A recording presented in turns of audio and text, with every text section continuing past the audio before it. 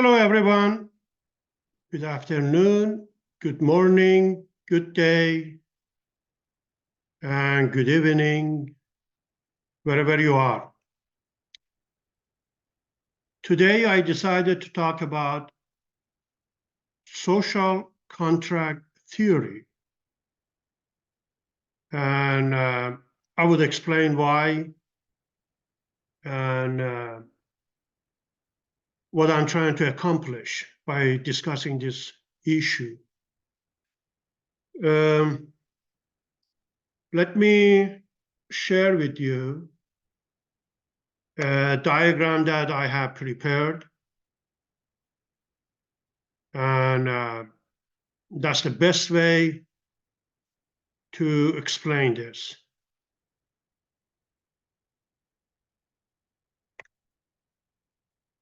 Okay, so what I'm sharing with you is a diagram. At the top left corner here, this is Mithra. This is Mithra. And at the right bottom corner, I'm showing you, this is the cover of a book called Leviathan. The author of Leviathan is Thomas Hobbes, the British Thomas Hobbes. And so I'm going to explain what is the relationship between the Persian or the Iranian Mithra and the Thomas Hobbes's book called Leviathan. And so let's dive into it. What does Mithra mean? Mithra means that which causes binding.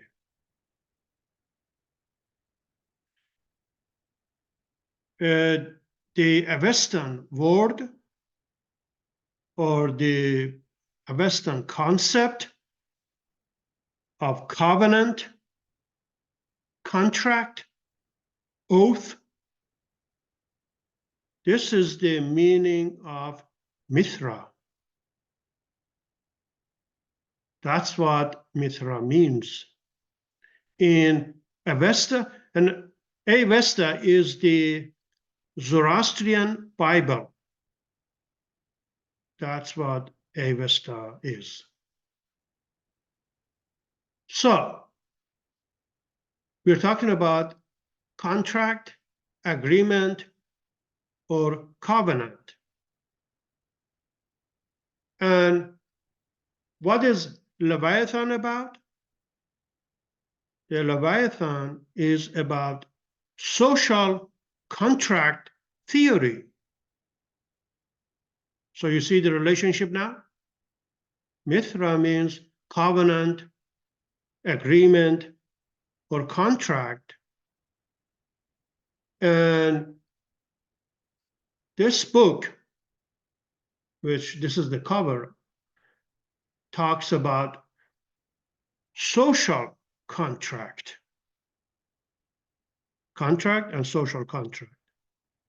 So I'm going to try to explain the journey that this concept took, the concept of contract and covenant took from the ancient Persia or ancient Iran all the way to the European Renaissance era. And Thomas Hobbes decided to write about this concept of social contract for the first time. So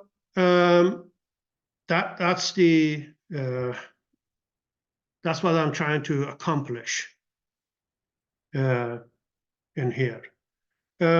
So as I told you, what does Mithra mean? So by tracing the roots of this concept called contract all the way through the history back to Iran, before Islam, and even before Zoroaster. This is even before Zarathustra. This concept existed. Mithra is mentioned in Avesta 102 times. 102 times it is referenced. And this concept of covenant or contract or agreement, this concept, the context for this concept is individualism. That's the context. So in the Iranian civilization or Iranian culture, the concept of contract is based on the individualistic context. That's the background. That's the context on which we have this concept called contract. So also about the Mithra. Mithra is also the deity of light, justice. Light, justice, the sun, and friendship. Mithra is the god of light, justice, the sun, and friendship. So then also I have to mention Herodotus mentioned Mithra one time in his book, The Histories. And so Herodotus knew about Mithra, and he mentioned that once in his book. He discusses consent 40 times. He references contract 17 times, and he mentions agreement 14 times, and the concept covenant is mentioned twice. So Herodotus writes about these concepts in his famous books of the Histories. He is the father of history, and as I mentioned, it's also in Avesta mentioned 102 times. Now, when we follow history, we come to the era, to the 1st century. So we notice that this Iranian concept has migrated from Persia all the way to the Roman Empire. And this is what you see in here. This is Mithra. This is the Roman Mithra, or this is the what they called it, Mithraic mysteries. This is Mithra, which was originated in Persia. That's where it was originally, but now has migrated into the Roman Empire, and it's a movement. It's a bottom-up movement, Mithraism in the Roman Empire. And this is Mithraeum. This is where they would get together, people who believed in Mithraism or followed Mithra. They would gather, and they have initiations. They had certain rituals, and so this is what it looks like. So there are about 420 sites which these Mithraeum and this sculpture have been found.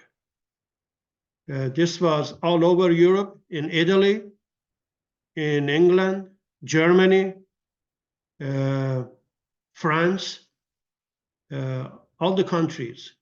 You could find these, even today, if you go to the European countries, you would be able to see these in Europe. Both in the sculpture in here on the right, Mithra is sitting on top of a cow and or a bull, and with a dagger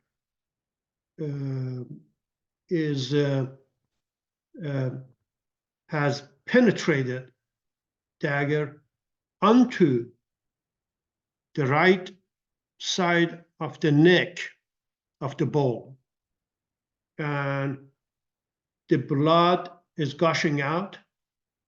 The blood is dripping, and there is a dog in here is licking the blood, and there is one person on the left of Mithra and one person on the right. All three of them are wearing this is the Iranian hat. It's called a frigid hat, and so this hat is a Persian or Iranian hat, and so this is this represents the Roman Mithraism. Mostly the Roman legion, Roman army personnel, the soldiers were attracted to this cult of Mithra. And that's because in the military, in the army, covenant or contract is very important. Loyalty is very important. To be a hero, to sacrifice yourself for other soldiers, to be loyal to all the soldiers, to the army. So the concept of loyalty and binding all the soldiers, all the military unit, there's a strong binding between them. And that's that contract, that's that covenant that exists. That's why the military personnel, they were attracted to this cult of Mithra. And so this is starting from the 1st century all the way through the 4th century. For about 400 years, this movement, this Mithraic movement or Mithraic mysteries existed in the Roman Empire, about 400 years. So, yeah, that's Mithraism. Now, then after about 400 years, around 325, when Emperor Constantine decided to make Christianity the official state religion. And that's when they tried to eliminate Mithraism, to stop the growth of Mithraism, because Mithraism was expanding and was growing fast. But once the Christianity became the state official religion, then that was the end of Mithraism movement in Roman Empire. Okay. Now I'm gonna start talking about Christianity, because now Christianity has become a strong religion, a strong official religion, and the priests or the fathers of the church, or church fathers, when they had their own first council. From here on, when the church fathers, they decide to gather and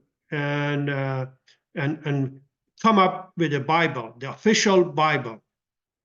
So they're working on this project, and we have a finalized version of official Bible, which has been approved by the church fathers. And then we see this concept of contract, agreement, covenant. Like contract is mentioned twice in Bible. Agreement is mentioned 14 times in Bible. And covenant is mentioned 332 times in Bible. You see, these concepts, as I mentioned, the concept of covenant, contract, which was originated in Persia. And that was the meaning of Mithra. And then migrated into the Roman Empire as Mithraic mysteries movement. Then the very same concept, now they appear in Bible. So as you see, the journey that this concept took, contract and covenant, all the way from Persia, then into the Mithraism in Roman Empire, and then finally into Bible, when they compile the final version of Bible by church fathers.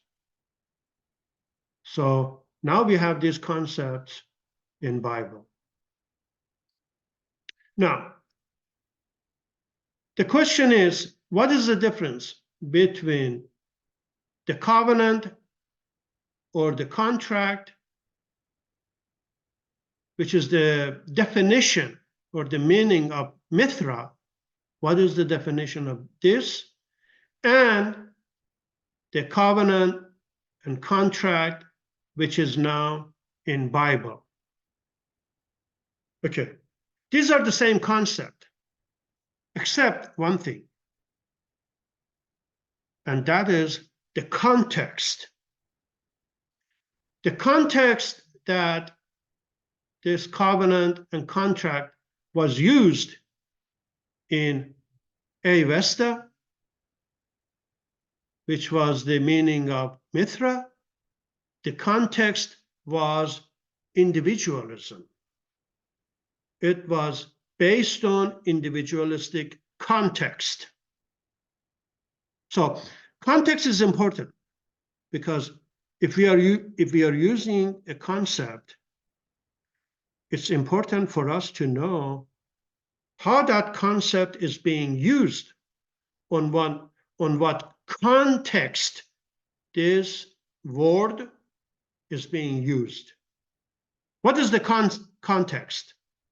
We have to know that. We have to know what the context is that we are using this word or concept or value. We have to know in which context this is being used. In Iranian Mithraism, the context is individualism. But when we come down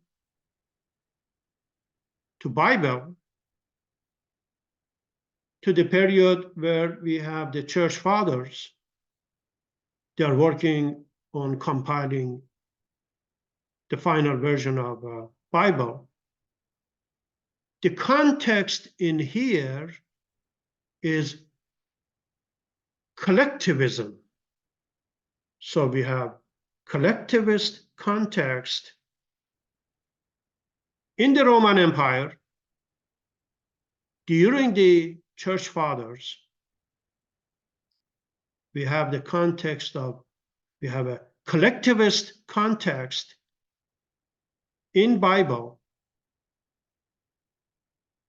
when it's using the contract, covenant, and agreement. So there's a transformation took place. There's a paradigm shift, a shift away from the individualism of Iranian Mithraism towards Bible, which has the collectivist perspective, collectivist context. So that's where this shift, this transformation takes place. So we are still using the same word, same concept, but in a different context, in a very different context. And how do we know it is the collectivist context? Okay. We see that in Bible, these concepts like follow is used 274 times, ship. Sheeps are used 198 times, almost 200 times. Flock, the concept of flock, like flocks of bird or flocks of animal. Flock is used 179 times, about 180 times. Shepherd is used 111 times, and herd is used 105 times.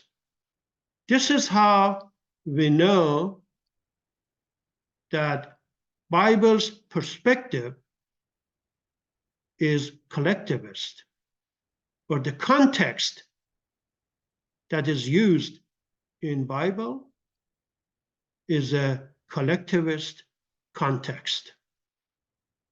So that's why these concepts like contract, agreement, and covenant are being used now within the collectivist context.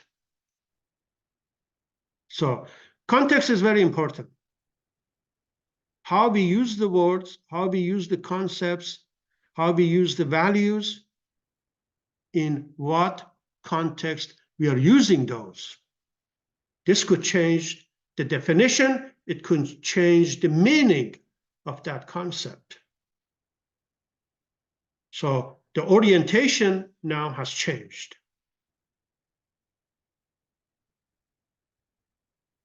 Now,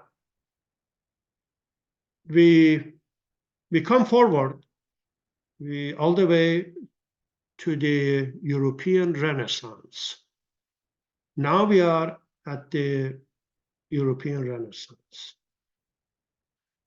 During the European Renaissance, we have the Protestant Reformation, which started at 1517. That's the year that this movement, the Protestant movement, or the Reformation movement, has started. And during the Renaissance, right after Protestant movement, right after Reformation, we have Thomas Hobbes. He is an important philosopher, and he has a very important book. It's called Leviathan. This is the book cover. And so he starts talking about social contract in this book, Leviathan. And this book is published in 1651. This is the year which this book was published, about 373 years ago. This book got published.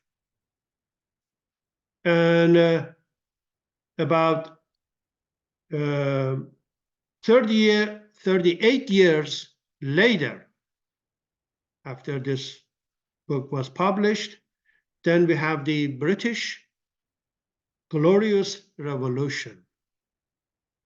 This is the revolution took place in England in the year 1688 or 1689.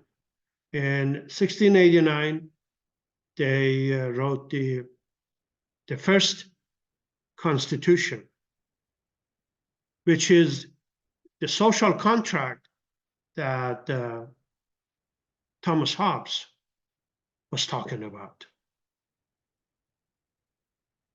So this social contract became the first British Constitution, which also included Magna Carta. Magna Carta took place on the year 1215, long before the British Glorious Revolution. So the revolution took place 335 years ago. And so what does Thomas Hobbes talks about in this book? He is saying, in the state of nature,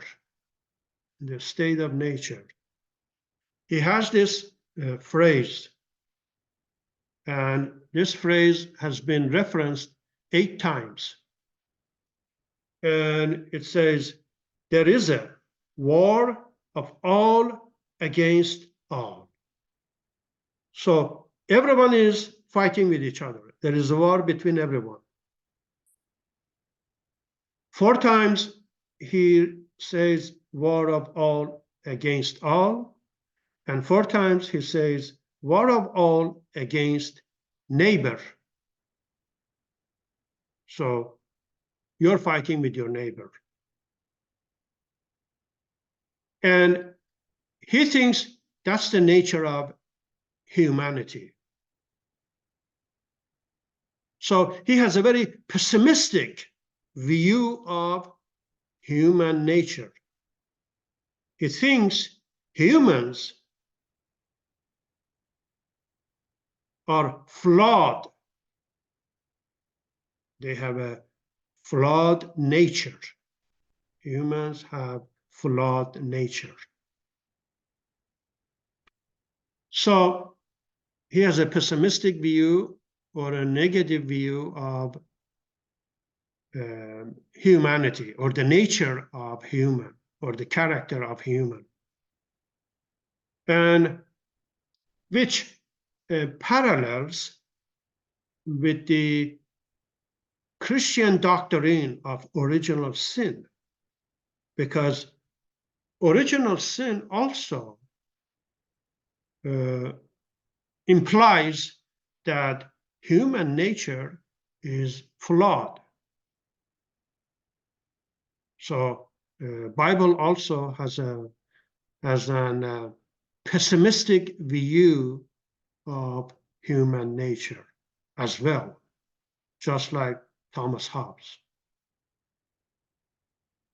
Now, Mithra, the Iranian concept of Mithra, or Zarathustra, or Zoroastrianism, they have a positive view of human nature.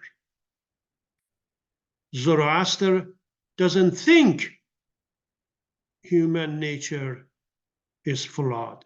In fact, he believes human nature is very positive.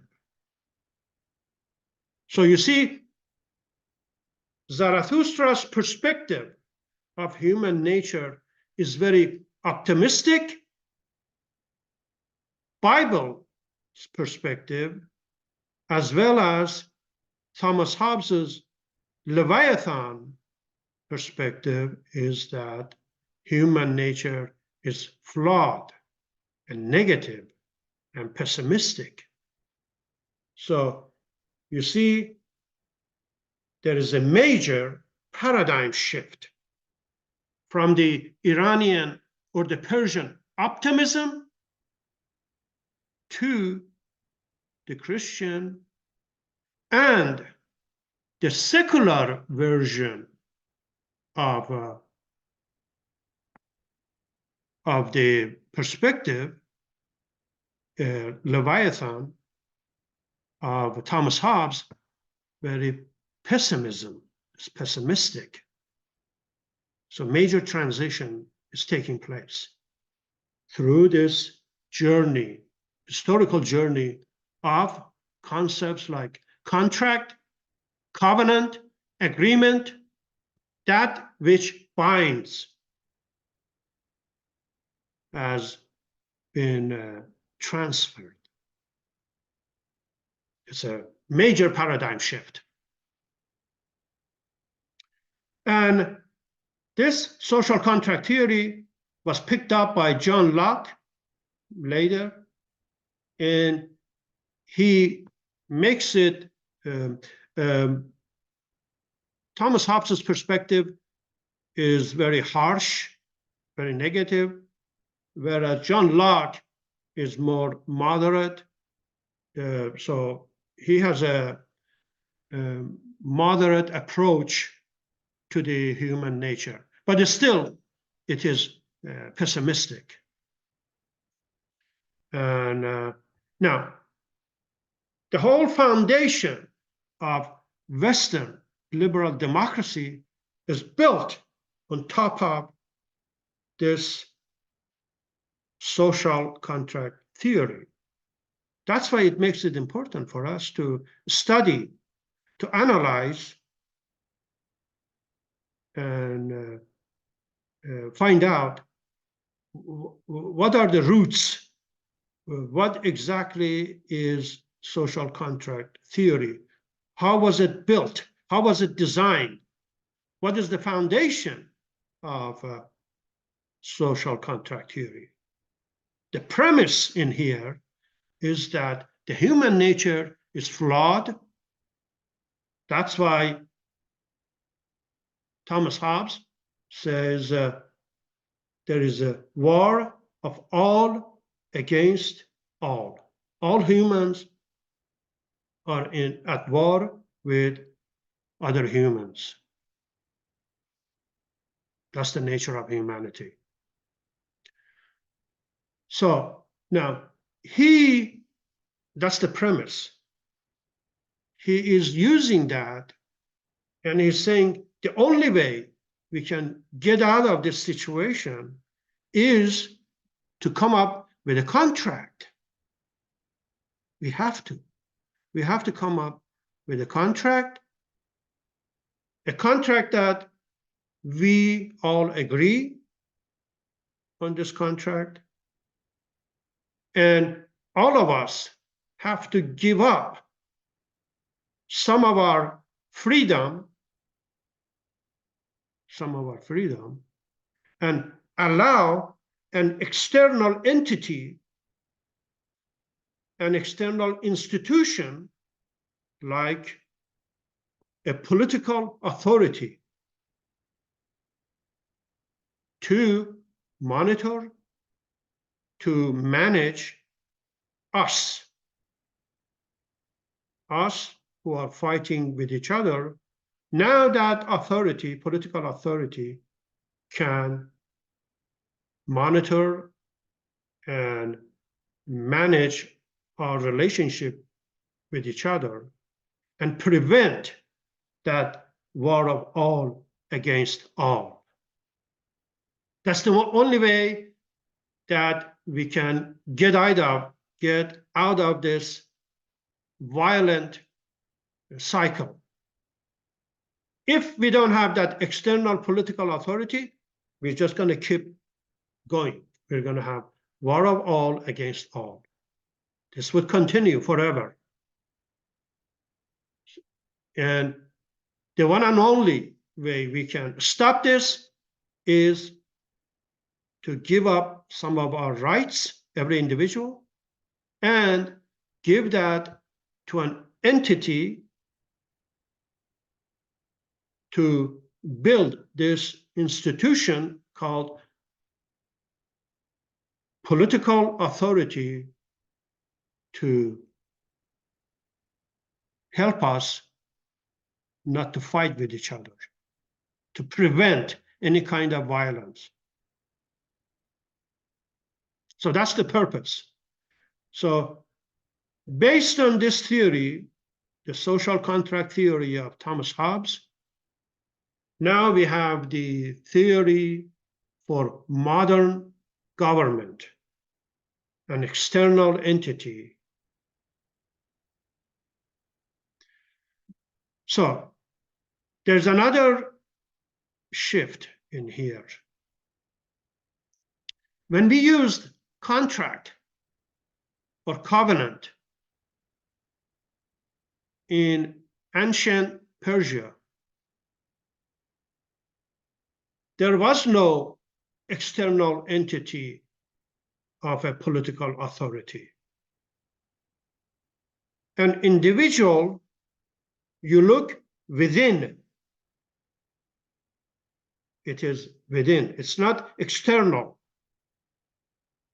There is no external institution or external entity that an individual looks out.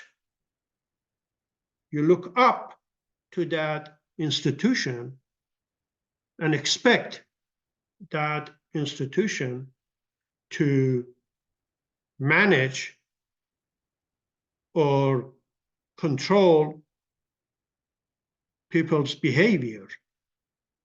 So it's the responsibility of individual to look within, not outside, but within, and to to follow the self-actualization, self-perfection. So that's the goal. It's a goal-oriented.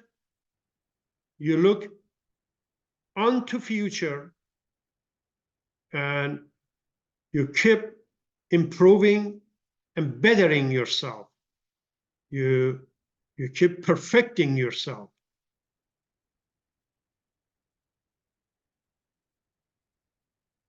And whereas during the Renaissance, Thomas Hobbes, with this theory, is telling us we don't need to look within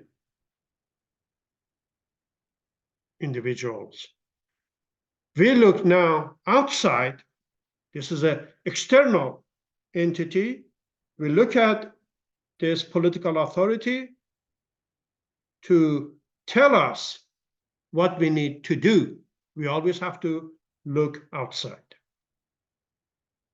The same thing in Bible, or the same thing in Christianity. And in fact, it's not just Christianity. It is all the Abrahamic religions, is that in Christianity, we look out to the church to tell us what we need to do. We don't look within ourselves. We look at the church. Just like Thomas Hobbes is telling us, we look at the political authority. So what Thomas Hobbes did, he just secularized that concept of authority. Before Hobbes, we had the church authority. And Hobbes took that external authority of church and secularized it, and he created a new political authority and said that we are secular, we have a secular perspective. So instead of looking at the church, we look at the political authority. Still, both of them are outside of ourselves. That's what happened, or that's what Thomas Hobbes, who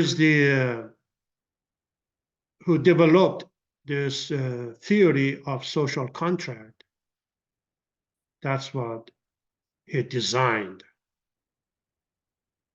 A new concept, which was different than the Christian concept of the church. So let's see, in this book, in Leviathan, we see that he's also using covenant 183 times, contract 61 times, consent 46 times, and agreement 5 times. These are the concepts he uses, Thomas Hobbes uses in his book of Leviathan. And again, these concepts are used within the collectivist context in Leviathan. And these concepts are used with the view to the external authority or the political authority outside of ourselves. So you see how the changes in the context is taking place. Same concepts, but different context or different perspective. Now, here's the question. The question is, okay, maybe Thomas Hobbes didn't know the origin of the contract and covenant. Maybe he didn't know the origins of these concepts. During the Renaissance, okay, we had Prometheus. Prometheus has become very popular. There is a movement, Promethean movement. The artists, the musicians are using or have become familiar with the Prometheus, which is from the Greek mythology. So even Thomas Hobbes mentions, he referenced Prometheus in his book of Leviathan 2 times. And Prometheus has an individualist nature. So why Thomas Hobbes didn't notice the individualist nature of Prometheus? So was he oblivious? Was he oblivious to the original meaning and the original context of the contract and covenant in the Persian Mithraic concept? He didn't know that. And he didn't know about the Promethean view or Promethean character, which is individualistic. It's not collectivist. So we see there are 2 things that Thomas Hobbes overlooked. One is the original meaning or the definition of covenant, contract, agreement, oath. That's one. The second one is the concept of Prometheus. Why did he overlook that? So this is what is happening. There is a reinterpretation. There is a repurposing of concept. So as we go through this journey, we see that there is a repurposing taking place, and there is a reinterpretation taking place on these concepts of covenant and contract and agreement.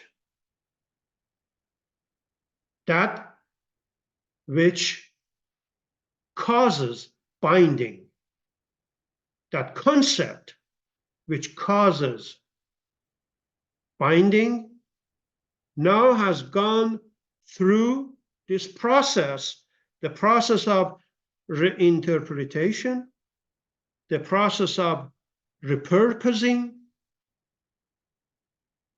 and a process of transformation from individualistic context to collectivist context, from looking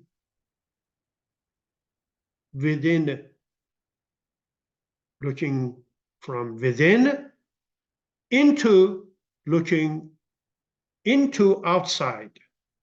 Now you're looking out. Whether you are looking out onto the political authority or whether you are looking out onto the church or the mosque or the synagogue, either one. You're looking outside of yourself. So these are the changes or reinterpretation or repurposing which takes place throughout history. One more issue. The issue is Thomas Hobbes talks about absolute sovereign,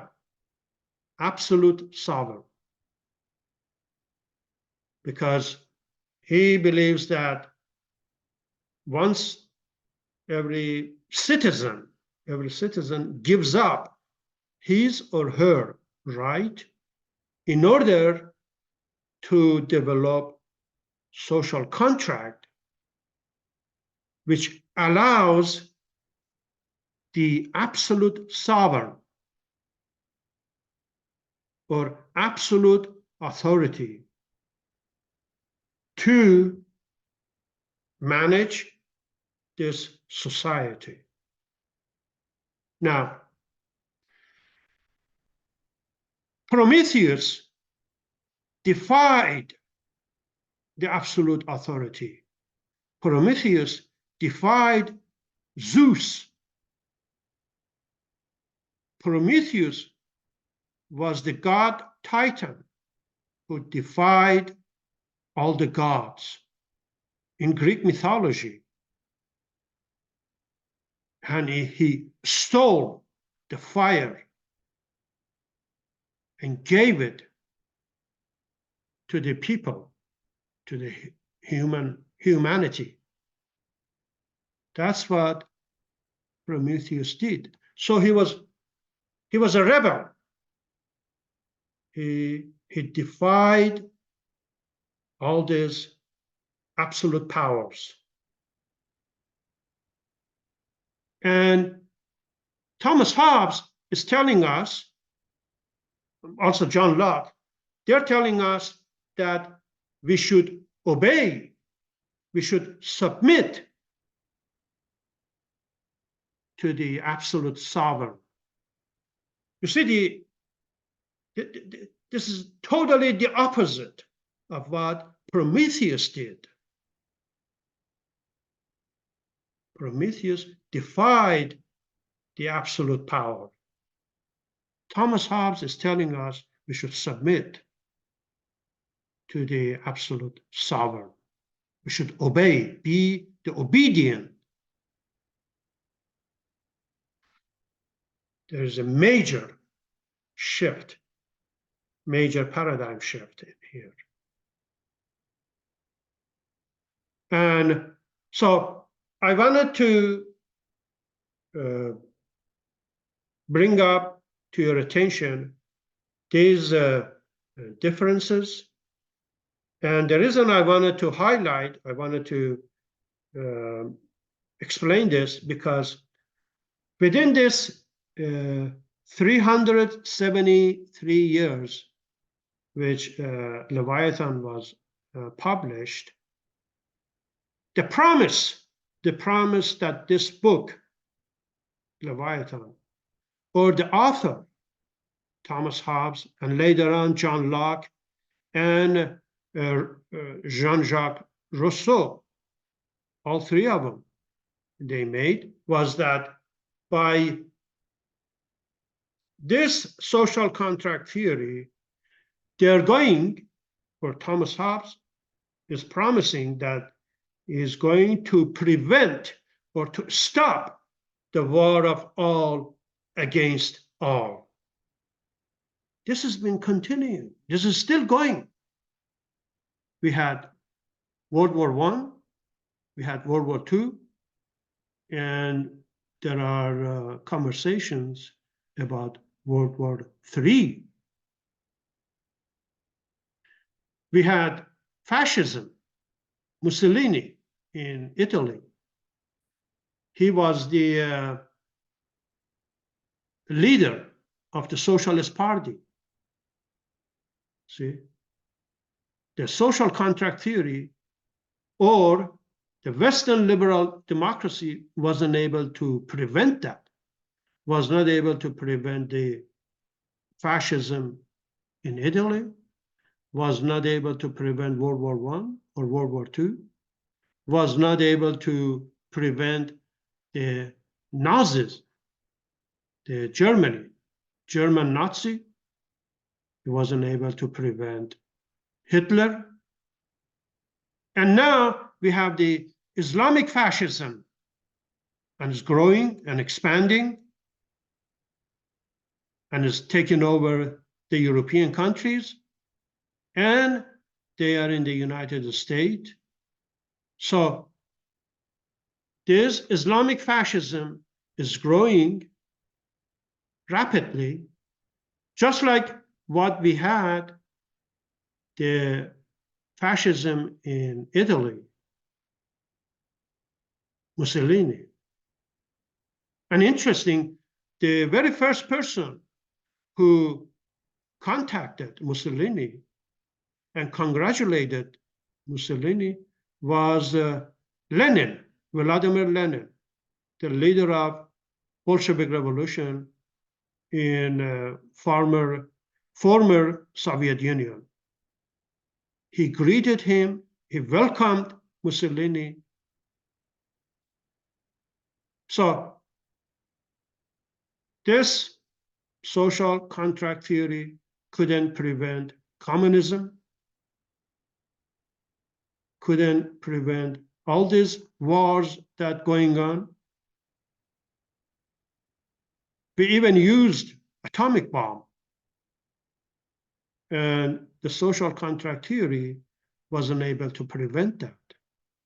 Although it promised that it's going to stop the war of all against all.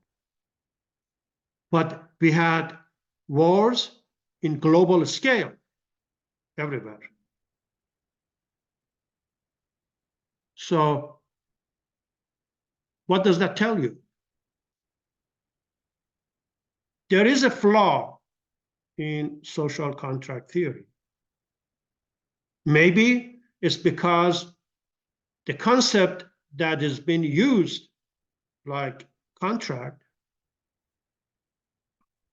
the context has changed. Maybe that's the reason.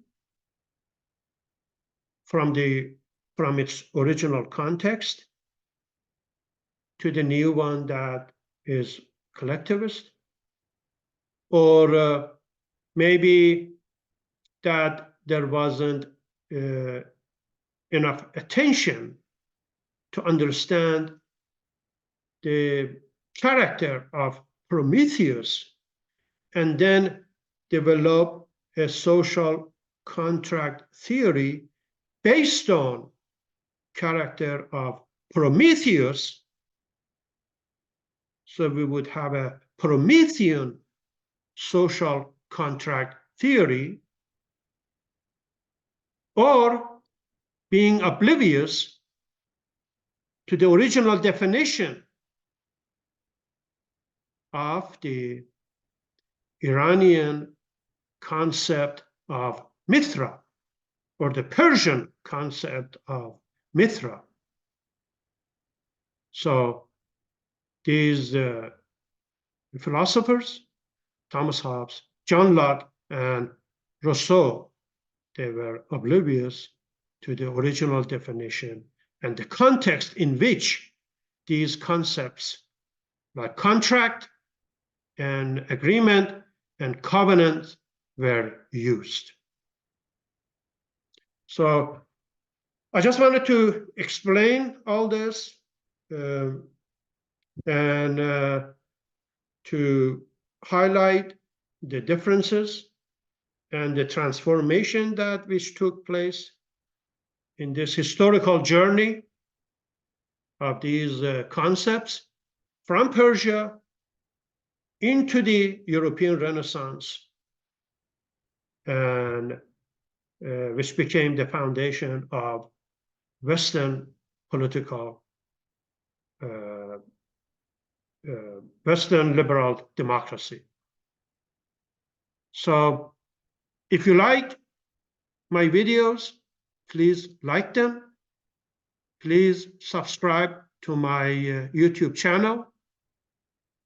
If you like the content, please support me by subscribing into my channel and by liking my videos. Thank you, and I will see you on my next video.